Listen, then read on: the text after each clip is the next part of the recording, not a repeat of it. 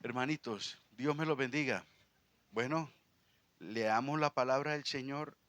Vamos a abrir la escritura en Mateo capítulo 7, que es lo que venimos.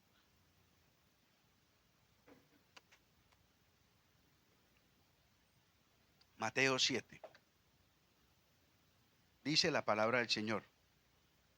No juzguéis para que no seáis juzgados, porque con el juicio con que juzgáis, seréis juzgados, y con la medida con que medís, os será medido.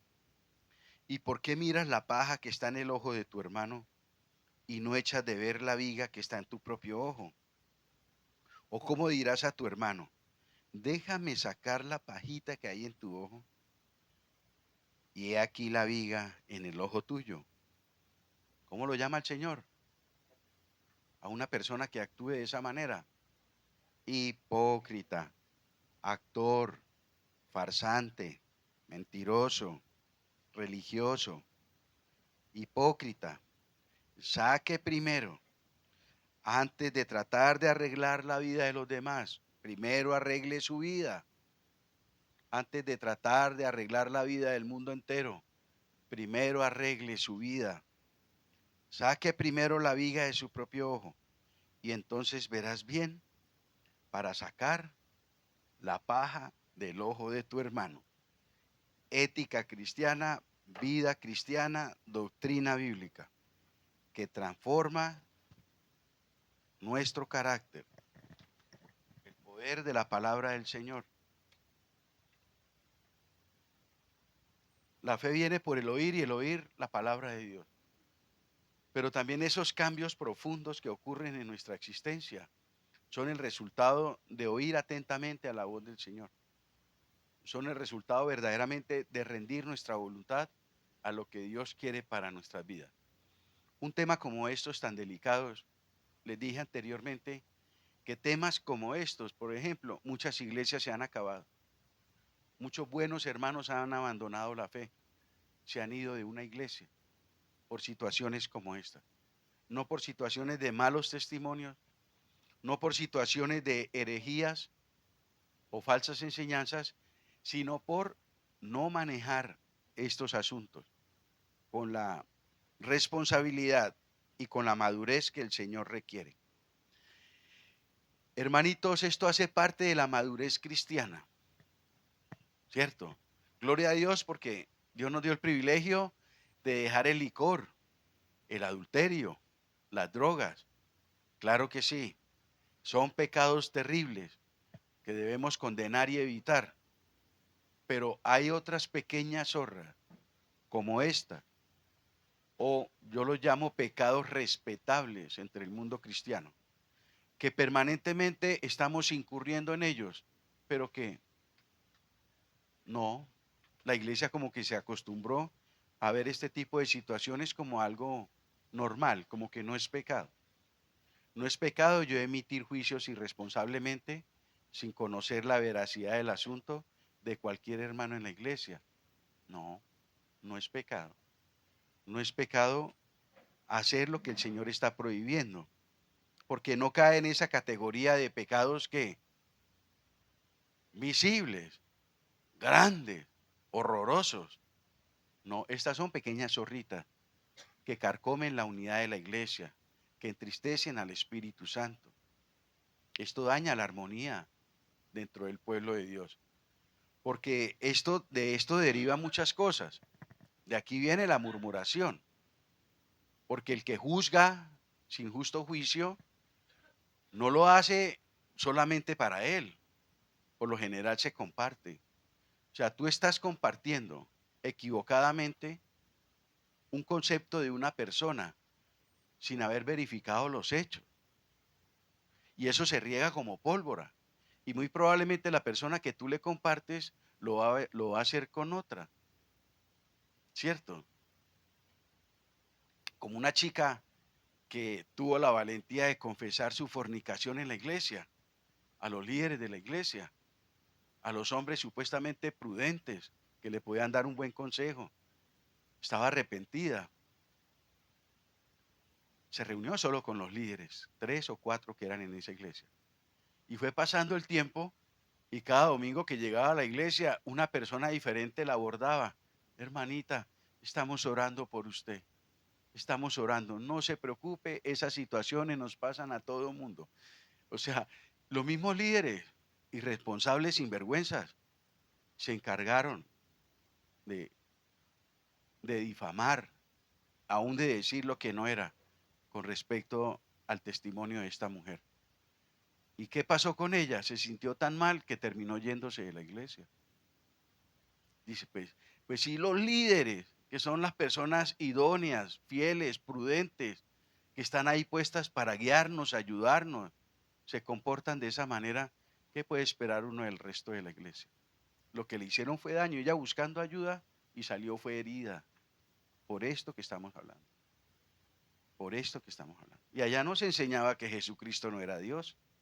Y allá el pastor nos emborrachaba. Pero igual, este pecado tiene el mismo nivel para dañar la reputación de una persona, para ponerle tropiezo en el caminar con Cristo a una persona. No estamos hablando de cualquier cosa. De hecho, Jesús lo establece como un mandamiento. Leámoslo textualmente. La Biblia dice muy clara, el Señor lo dice, no juzguen. Mire que no es una opción, mire que no es un favor, es un mandamiento, es un imperativo. ¿Qué dice el Señor? No juzguéis. Y no juzguéis es que no juzgar. No podemos darle vueltas a eso. Es no juzgar. Entonces vamos a desenmarañar bien, porque el no juzgar no significa que, que permitamos o seamos permisivos con ciertas conductas. Ahí lo vamos a desarrollar en el tema. Para terminar hoy esta parte con la ayuda del Señor, esta primera mentira en cuanto a lo que tiene que ver con juzgar, porque ahí primero el tema del juzgar, luego viene la tolerancia, luego viene examine su actitud y por último el legalismo. Para terminar hoy esta primera parte, yo quiero que miremos un tema bien importante y es la raíz de las palabras, porque ahí es donde nos confundimos. Pero cuando conocemos bien la raíz de las palabras, podemos empezar a discernir lo que realmente está diciendo el Señor Jesús. No es que aquí llegue un hermano borracho, entonces digamos, no, el Señor dijo que no podemos juzgar. No. Déjenlo ahí, no le hagan bulla, déjenlo que le pase la rasca. ¿Podemos hacer eso? ¿Eso es lo que el Señor está diciendo? Pero por supuesto que no. Y para hacer eso es importante entender la raíz de las palabras. La raíz de las palabras nos van a ayudar mucho a entender bien, porque esto es tema de confusión. Mucha gente se confunde. Por eso las primeras mentiras tienen que ver, William, me colabora.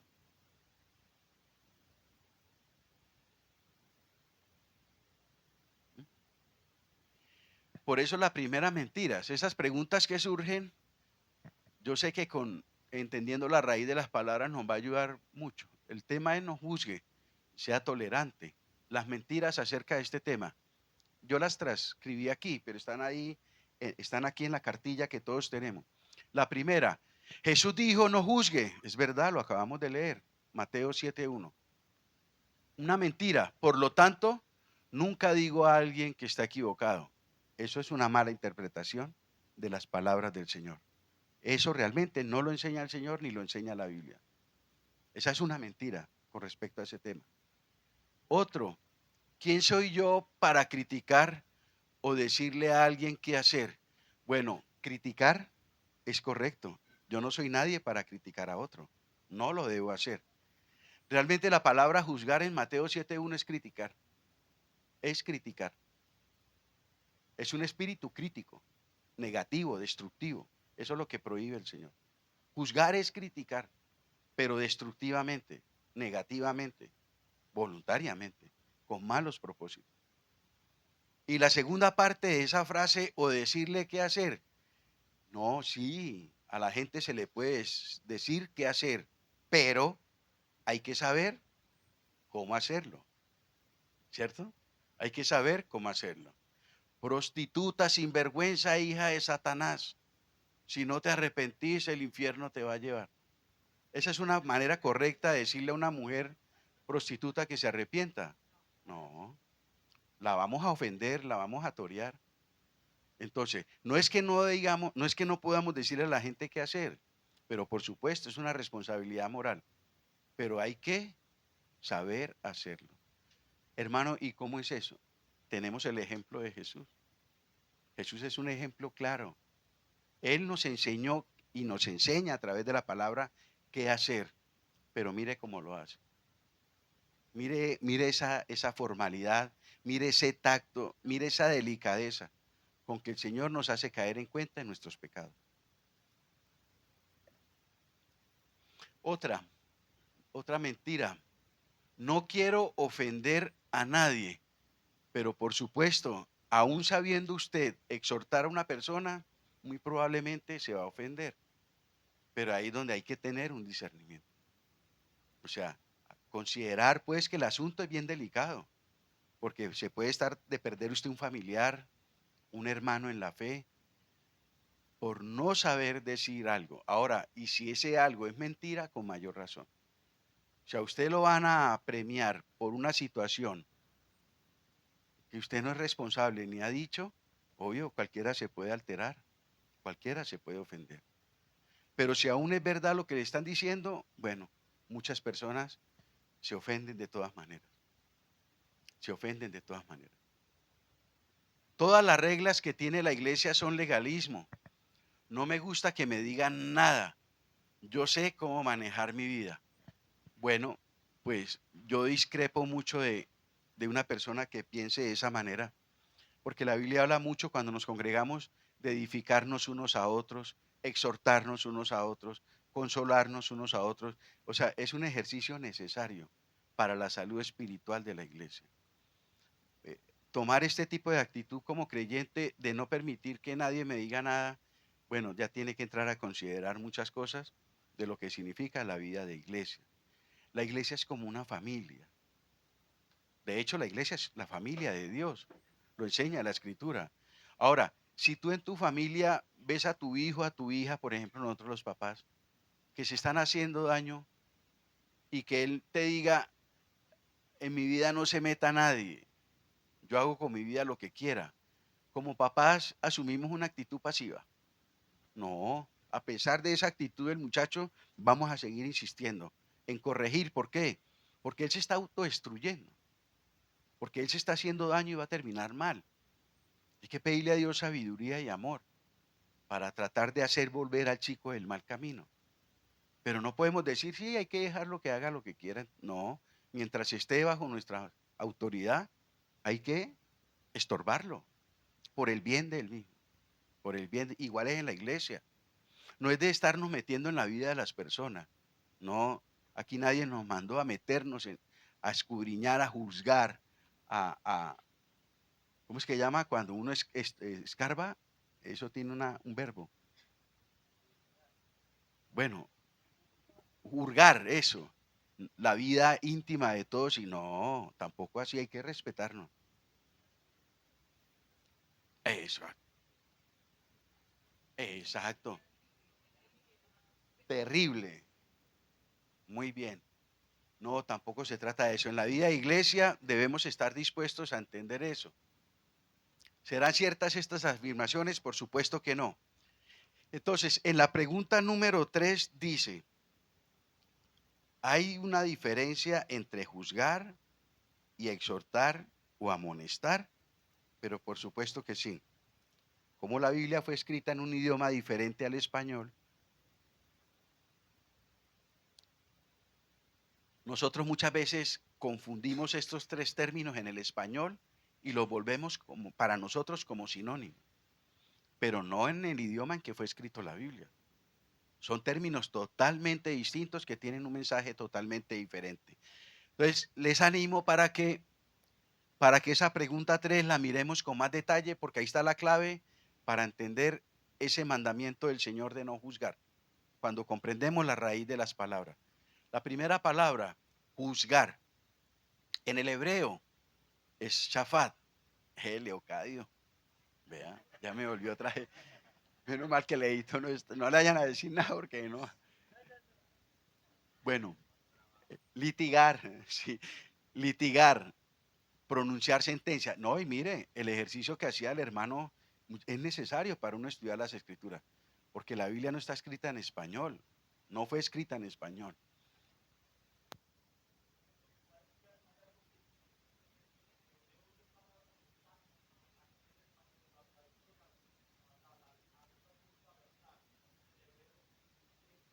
Exacto, por eso, exacto.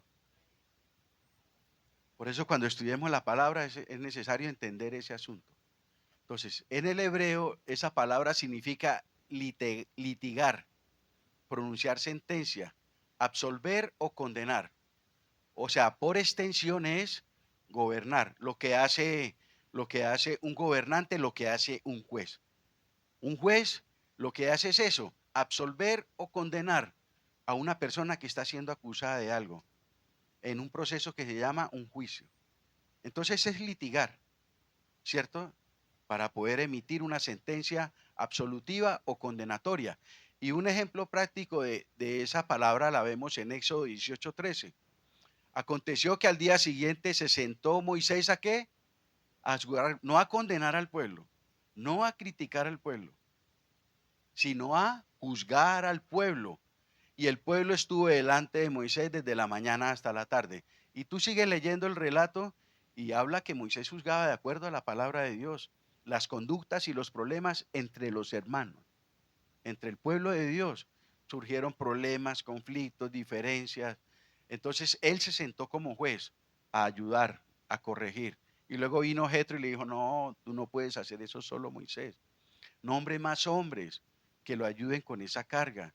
Ellos van a juzgar las cosas pequeñas del pueblo y tú vas a juzgar los problemas grandes. Mire que el contexto de la palabra es diferente. ¿Hay necesidad de esto? Claro, aún hoy en día en la casa del Señor. Mire un texto en Primera de Corintios capítulo 6. Primera de Corintios 6. Primera carta a los Corintios 6 dice Pablo en el versículo, dice, leamos el 5. Para avergonzaros lo digo, pues que no hay entre vosotros sabio ni aun uno que pueda juzgar entre sus hermanos, sino que el hermano con el hermano pleitea en juicio, y esto ante los incrédulos. O sea, no hay entre ustedes alguien con discernimiento, con autoridad, para ayudarlo a salvar, para ayudarlos a salvar sus diferencias, sus conflictos, sus desacuerdos. No hay ni siquiera uno para que juzgue en ese sentido. Entonces mire que la palabra ahí adquiere otro sentido muy diferente, ¿cierto? Y es necesario. La ejecución de ese verbo es necesario al día de hoy en el pueblo de Dios y en el común vivir de la humanidad. Continuemos. Entonces ese juzgar tiene esa connotación, pero en el griego es crino y ya tiene una connotación totalmente distinta. Es condenar, es criticar. Mire, mire en esta versión, es una versión inglesa, mire cómo traduce Mateo 7, 1, 2. Empieza diciendo, no juzguen, critiquen ni condenen. ¿Se da cuenta que es diferente el sentido? No juzguen, critiquen ni condenen. Y entre corchetes está un aporte que hace ahí la Biblia de esa traducción. Dice, no juzguen, critiquen ni condenen a los demás injustamente, con una actitud de superioridad moral, como si asumieran el cargo de juez. Eso es lo que está condenando el Señor Jesús, hermano. Eso es lo que el Señor Jesús reprueba, creyéndote tú moral o espiritualmente superior a otra persona. Y usted en su ego cree que tiene toda la autoridad para difamar, criticar y dañar el buen nombre de cualquiera. Eso es lo que condena a Jesucristo. Y sigue diciendo, no juzguen, critiquen ni condenen, después del corchete, para que no sean juzgados. Porque así como ustedes hipócritamente juzgan a los demás cuando son pecadores y no se arrepienten, así será. Es decir, yo juzgando a alguien cuando yo estoy igual o peor que el otro. ¿Sí me entiende? Eso es lo que dice el Señor. No hagan eso. No saben el daño que están haciendo.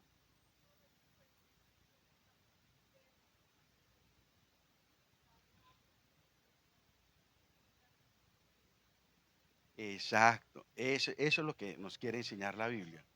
Cuando no tenemos esa autoridad moral. 2:1 o 16. Sí, todo Romanos 2. De hecho, yo tengo ahí unos pasajes de Romanos 2.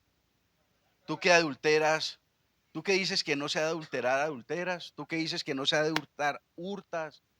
Entonces, exacto.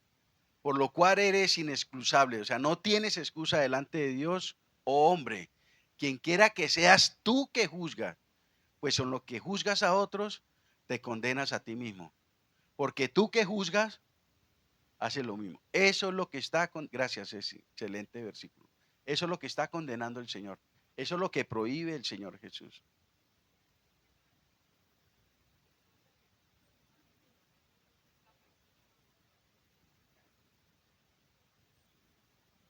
Así es, hermanita Elizabeth.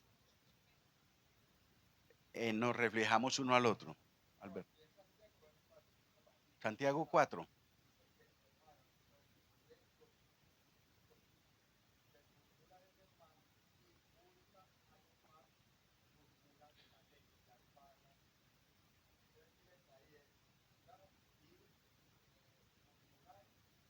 Así es. Gracias, Alberto. Lo que dice Alberto, citando ahí a Santiago, es verdad. Este pecado de no juzgar trae unas consecuencias, como consecuencias más pecados que se acumulan, que inevitablemente se van a presentar. Cuando nosotros obviamos la advertencia del Señor, vamos a empezar a caer también no solo en esto, sino en murmuración y en chisme, en crítica. Todo eso es condenable y prohibido por el Señor. Entonces, hermanitos, es el tema de juzgar, la palabra exhortar, porque yo no sé aquí qué le ponen a ese reloj, pero eso rinde. Ese reloj es terrible. Exhortar.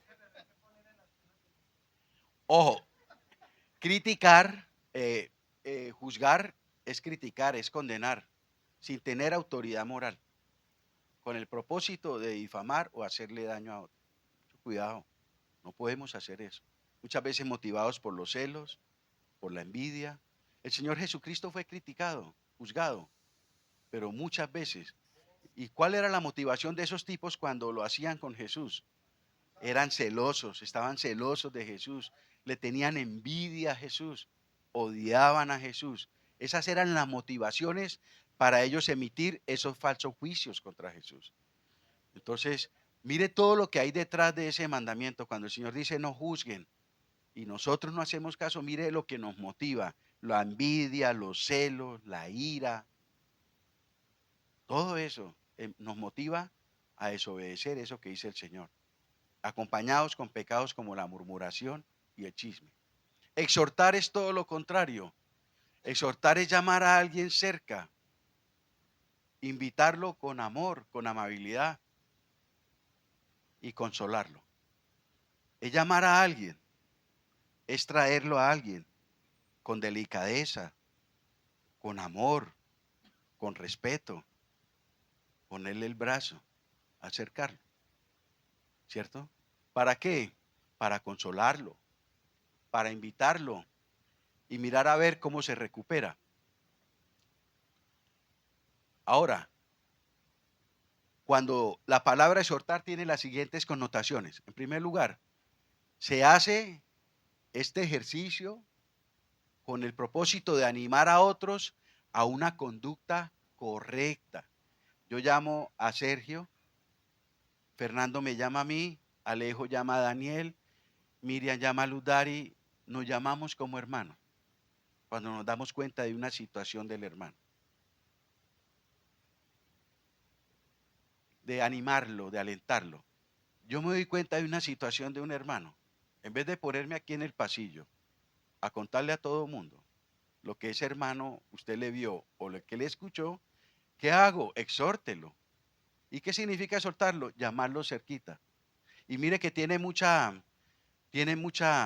con Mateo 18:15. Si un hermano peca contra ti, ¿qué dice la Biblia? Llámelo de manera personal y privada. Llámelo de manera personal y privada, no lo deje pasar. pero hágalo siguiendo esos pasos, porque el Señor conoce nuestra naturaleza. Entonces, exhortar es para alentar, para animar a otros a una conducta correcta. Dice Hechos 11:23. Cuando Bernabé llegó a Antioquía y vio la gracia de Dios, se regocijó. ¿Y qué? Y exhortó a todos a que en propósito de corazón permanecieran ¿qué? Fieles al Señor. Exhortar tiene la particularidad de animar, de alentarnos unos a otros a, a, a tener conductas bíblicas en nuestro estilo de vida o a corregir conductas que dañan el evangelio, el testimonio, en fin. Pero tiene esa finalidad. Bernabé, de hecho, el nombre es consolación, hijo de consolación. Bernabé era un hombre que tenía este don de exhortar. Si no hubiera habido un Bernabé, no hubiera habido un Pablo. Imagínense. Nos hubiéramos privado de la mitad del Nuevo Testamento. Si detrás de Pablo no hubiera habido un Bernabé. Porque a Pablo nadie lo quería ni nadie le creía. Pero un hombre llamado Bernabé que se dio la pela por Pablo. No, él fue transformado verdaderamente por el Señor. Ay, Bernabé, usted siempre con ese corazón de Santa Teresa. No, es en serio. Es en serio. Pablo fue ganado para el Señor y él se dio la pela por su hermano Pablo y mire el instrumento que llegó a ser el hermano Pablo. Pero él estuvo ahí para animar, para alentar, para corregir con amor, porque él era maestro de la exhortación. Llamar a las personas cerca, con el mayor cuidado del mundo, para no acabarlo de destruir, para recuperarlo, para restaurarlo. Él era un maestro de la exhortación, Bernabé. Y cuando llegó a esta iglesia, pues como él era maestro en eso, aprovechó y exhortó a todos a una conducta correcta. Hermanos amados, los exhorto para que permanezcan fieles de corazón al Señor. Pero también Hechos 14:22 dice, Pablo le copió a Bernabé y también se volvió un hombre para exhortar en este sentido, confirmando los ánimos de los discípulos. Pablo los exhortaba a que permanecieran en la fe. Entonces, la primera connotación de exhortar tiene eso, animar a otros a una conducta correcta. Vamos entendiendo la diferencia de juzgar críticamente sin justo juicio. Pues cuando tú veas a un hermano en una conducta incorrecta, no lo juzgues como dice Jesús. ¿Qué más bien hacemos? Exhortémoslo como nos enseña la Biblia. Llámelo lo más cerquita a usted posible, con un espíritu de gentileza, de amor. No se crea superior, porque muchas veces cuando un hermano peca, se siente vulnerable, se siente como el menos que todos, se siente como el que no tiene derecho ni siquiera a entrar por esa puerta. Él se siente así, porque le fallé al Señor, porque me equivoqué, porque tropecé, porque le fallé a todo este grupo de hermanos. Y él entra así y llega aquí y lo acabamos de aporrear. Mire cómo llega él. El que tiene el don de exhortación lo coge ahí mismo. Venga, hermanito, lo abraza. ¿Cómo te ha ido? Está orando por ti. Necesito hablar contigo. Necesito escucharte. Después de que lo escucha, lo anima, no lo condena, no lo juzga, lo anima, lo alienta, lo corrige, lo recupera nuevamente para el Señor. Y no es ahí en el pasillo, no es ahí en la cocina que todo el mundo escuche lo que tuviste malo hacer de un hermano o una hermana. Eso es lo que daña a la iglesia, eso es lo que entristece y lo que prohíbe el Señor. Pero también tiene la connotación exhortar de convencer a los que contradicen. Entonces, exhortar no es solo para animar, sino también para convencer. Oiga, con exhortación, con la misma sutileza, con la misma acción. Llámelo, con respeto. El hecho de que piense diferente a mí no es mi enemigo. Con la misma actitud de un Bernabé. Los ancianos deben tener esto en cuenta, sobre todo los pastores en las iglesias, según Tito 1:9. Retenedor de la palabra fiel como ha sido enseñada, para que él también pueda exhortar con sana enseñanza y convencer a los que ¿qué? A los que contradicen. No hay formar debates teológicos. a ver quién es el que sabe más Biblia.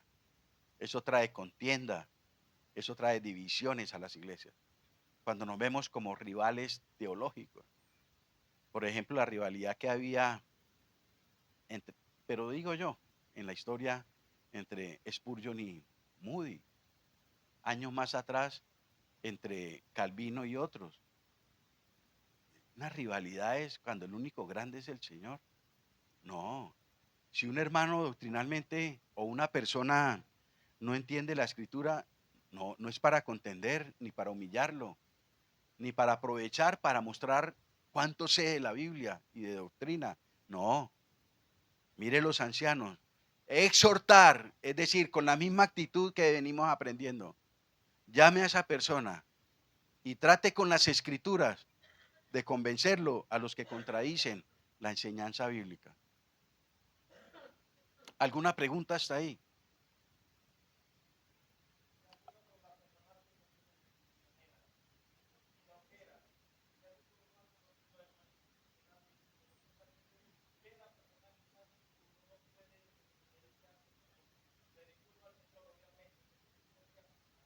¿Qué es lisonjero, Sergio?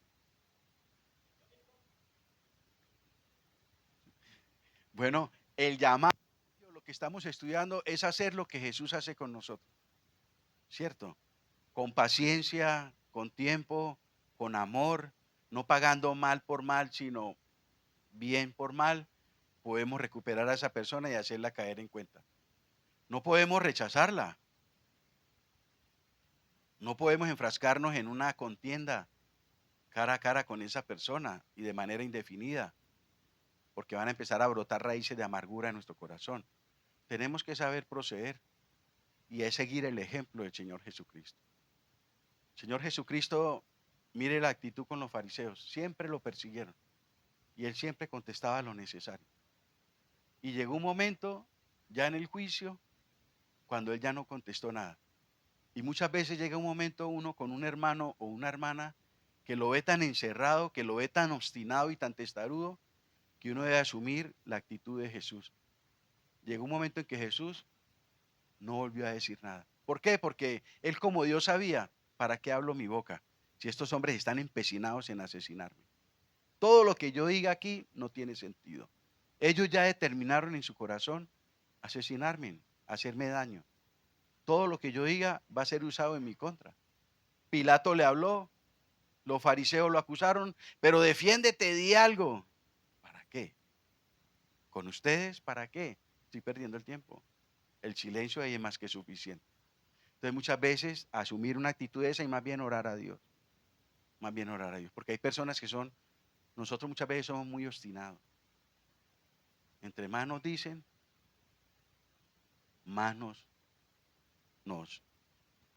nos endurecemos. Exacto. Bueno, Alejito, gracias Alejo. Hay un orden bíblico para eso. Si esa conducta del hermano le está haciendo daño a la iglesia, a la comunión de la iglesia, a la armonía y al testimonio de la iglesia, hay un conducto regular, Sergio. El primero es usted. Si se dio cuenta, usted es el primer responsable. Usted no puede venir y decirle al hermano Antonio, ¿y por qué usted le dijo a ese señor? Ah, es que el señor es el pastor de la iglesia. No, es incorrecto. Usted es el primero que debe abordar a esa persona y exhortarla con amor, de manera privada y personal. Y esperar un tiempo y orar y animarla. Pero ojo, lo que tú esgrimas para corregirlo a él tiene que ser bíblico. Porque cometemos el error de decirle, hermano Guillermo, necesito hablar con usted. Ah, claro, hermano Antonio. Vamos al salón del juicio. Allá nos sentamos en el salón del juicio. No, lo que hago es regañarlo. Lo que hago es decirle mi punto de vista, hermano Guillermo, yo no creo. Es que para mí, hermano Guillermo, yo pensaría, no, una exhortación, su componente principal, ¿cuál es? La escritura. De modo pues que la persona que está recibiendo la exhortación, ella pueda entender y decir, es la palabra de Dios la que me está exhortando. De modo pues que si ella sigue empecinada con esa conducta, se está rebelando es a quién. Está endureciéndose contra quién. Contra la palabra del Señor, Sergio. Si la persona cambia, gloria a Dios, eso queda entre usted y la persona. Nadie más se dio cuenta. Pero si sigue empecinada, como tú dices, ¿qué dice la Biblia en el segundo paso? Llame a uno o dos testigos. Ya usted no se va a sentar en el salón del juicio solo con esa persona. Ya van a haber dos más como testigos. Dos o tres.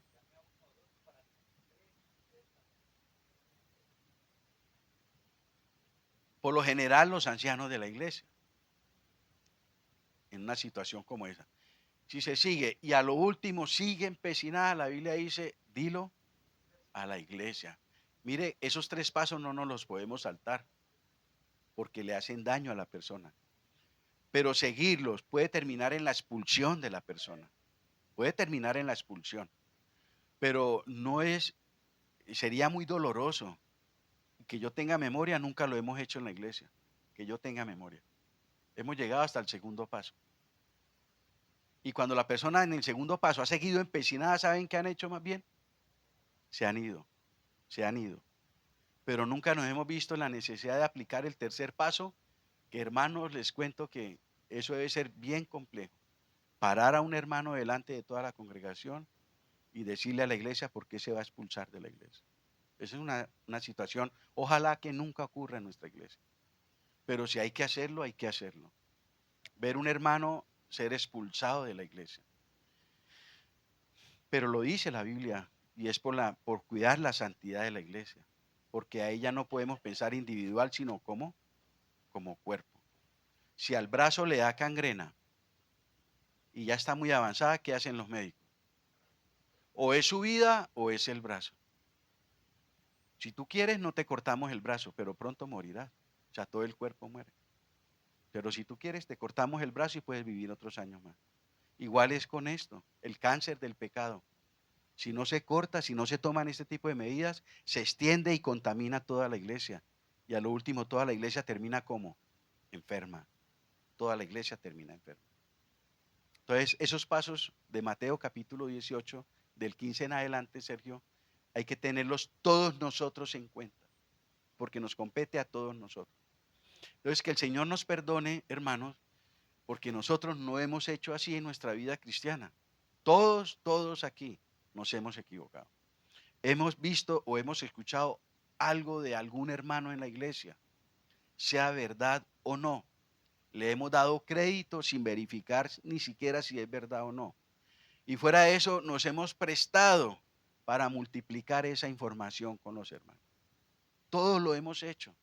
Todos hemos caído en esa trampa. Y miremoslo como lo mira Dios, hermano. Eso es un pecado. Delante de Dios eso es un pecado, por el cual tenemos que pedirle perdón al Señor, porque todos hemos caído en esa situación. Pachito.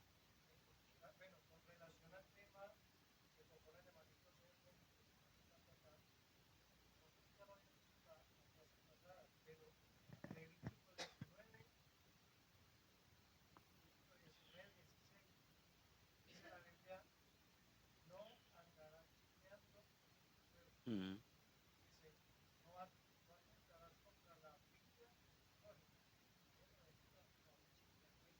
claro, claro.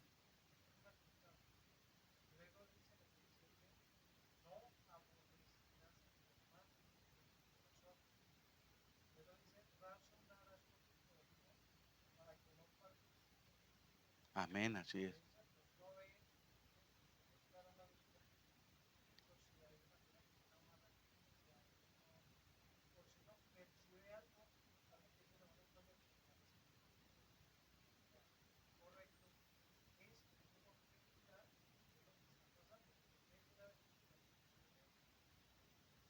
Eso ahí sí, Pachito, ahí está en el tema de de advertirnos el Señor, de verificar. No es que Él diga que no lo podemos hacer. O sea, lo que no podemos nosotros condenar, no las acciones, sino las intenciones. Es que usted ve cosas y es innegable, pero ¿qué es lo que está motivando eso? Por ejemplo, para terminar, ¿se acuerdan la historia se me vino a la memoria la historia de Pedro con Cornelio, Hechos capítulo 10 y 11? Para los judíos era terriblemente mal que un judío compartiera con un gentil. mucho menos que se metiera en la casa de un gentil. Ay, eso era terrible en la comunidad judía.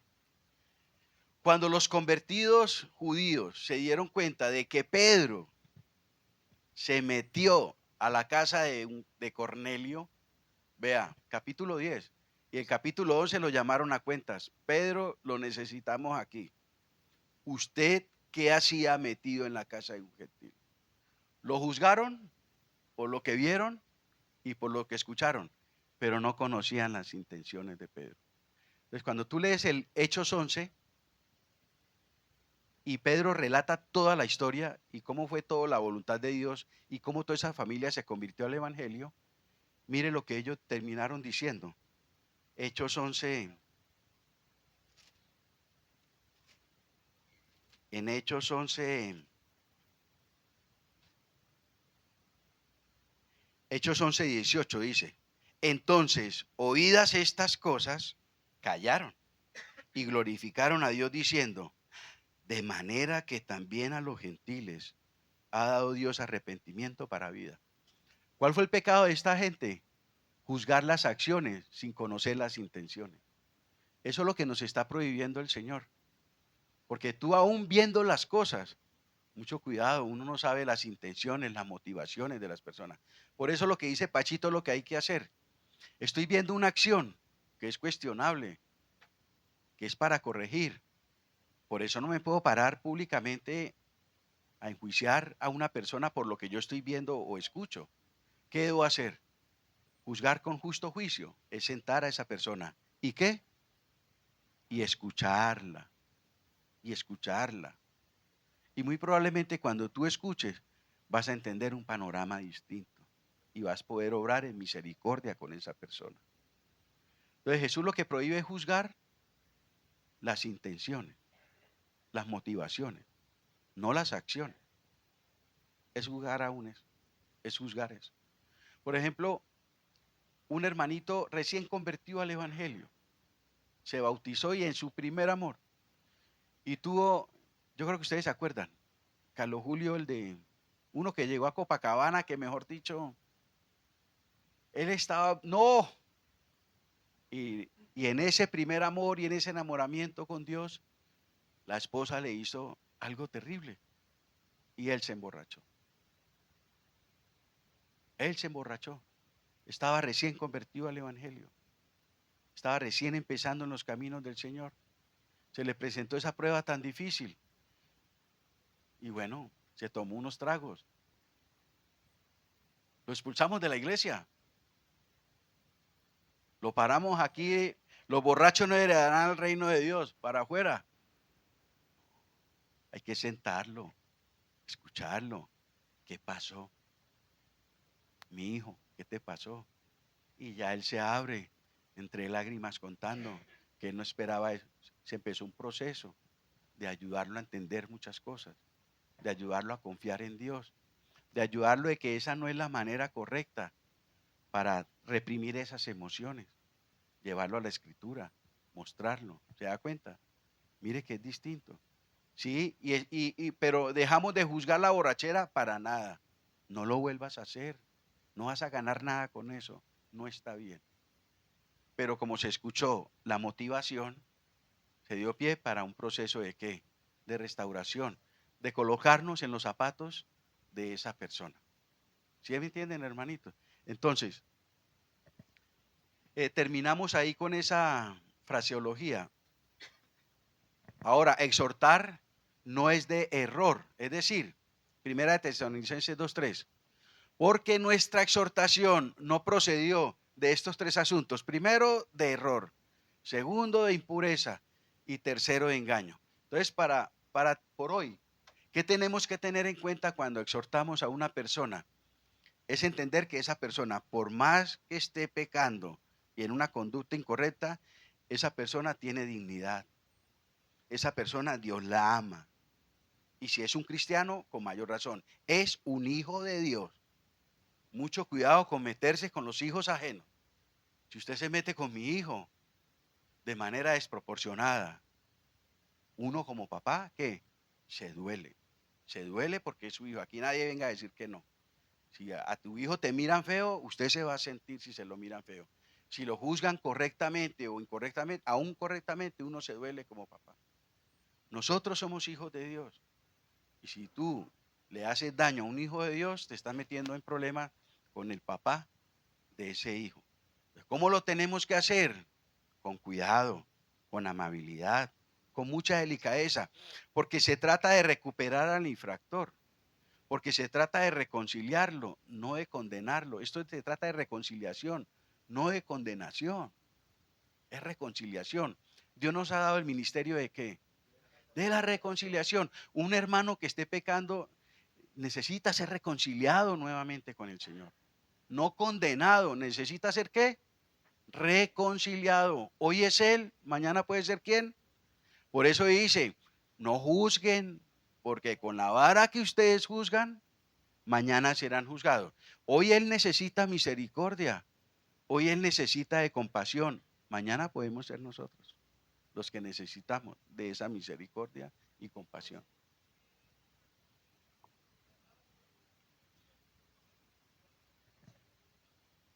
Exacto, solamente él.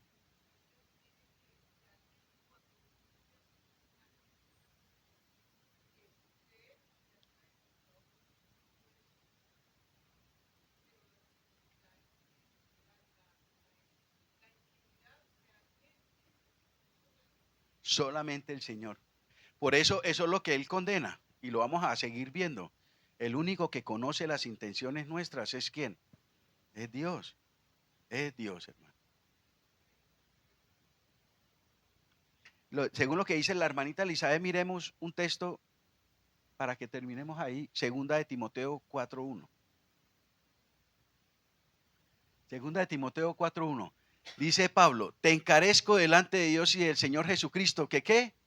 ¿Qué juzgará? Es el Señor el que va a juzgar algún día esas intenciones y motivaciones, porque solo Él conoce nuestro corazón.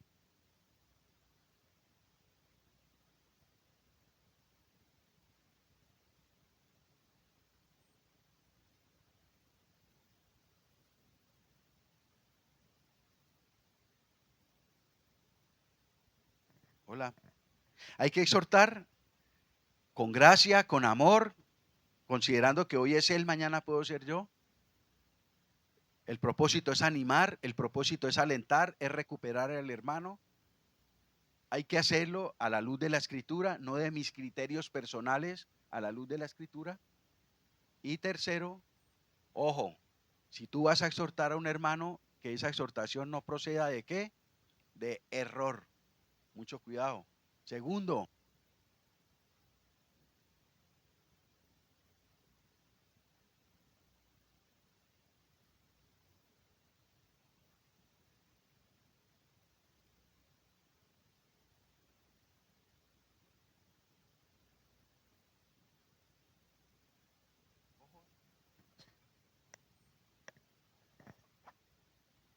Sonido así. mis amados hermanos, entonces sí estamos entendiendo la diferencia entre exhortar y juzgar. No juzguéis con un espíritu crítico, insensible, y mucho menos cuando no tiene autoridad, porque moral o espiritualmente usted está igual o peor que esa persona. Eso es lo que prohíbe el Señor. No lo hagan. Tengan misericordia, tengan compasión, pero tengan la autoridad para hacerlo. Por el contrario, nos invita el Señor a que esas conductas cuestionables entre nosotros los cristianos, sí hay que corregirlas, pero mire cómo se corrigen. Con exhortación, no con juicio implacable, con exhortación se corrige todo eso. Así corregimos a nuestros hijos, ¿cierto? Así corregimos a nuestros hijos.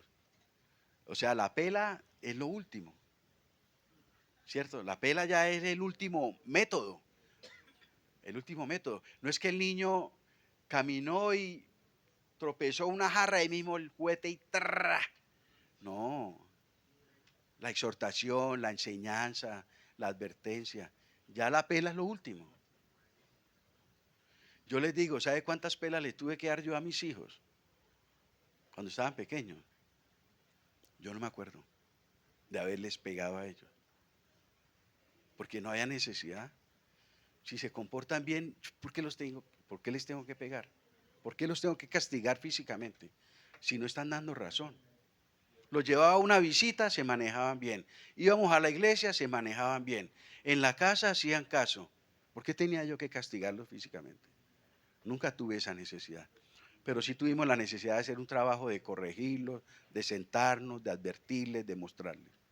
Que dio fruto y ese fruto fue beneficioso para ellos, porque no hubo la necesidad de pelarles esa nalga, de darles con una vara, como dice la Biblia. Señor, te agradecemos y te damos gracias porque todo lo que estamos aprendiendo lo podemos vivir, Señor, por experiencia. Así lo has hecho tú con nosotros. ¿Cuántas veces hemos tropezado, Señor? ¿Cuántas veces te hemos fallado? ¿Cuántas veces hemos sido desleales? ¿Y qué hemos visto del otro lado, Señor? Cuando somos conscientes, levantamos nuestros ojos y lo que vemos es una mano